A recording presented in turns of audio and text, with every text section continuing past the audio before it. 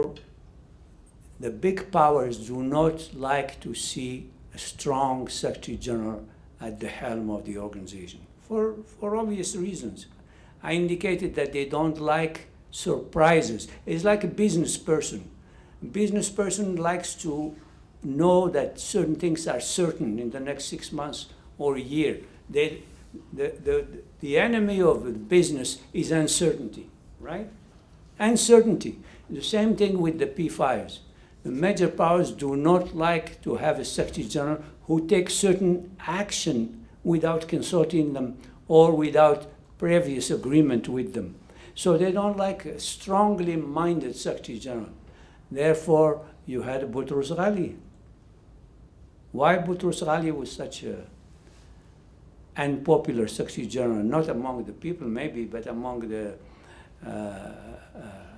some powers in the United Nations. Because his strong position on Srebrenica, on Cana in Lebanon, on certain invasions, and he published certain reports that some countries didn't like, and therefore he had to be punished.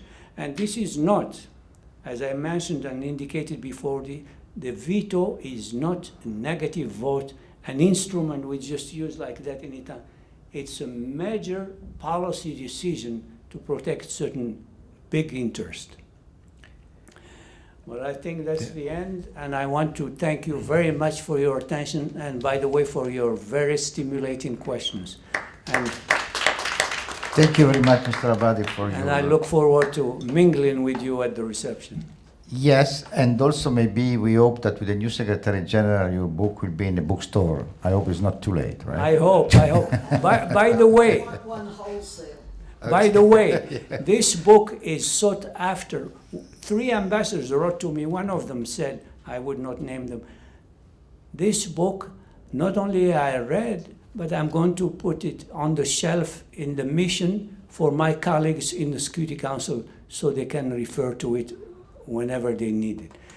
Another anyway, many people have been asking me about it. My problem is I don't have enough copies because each time I buy 30 or 50 or 20 or 10 like now, they go very fast.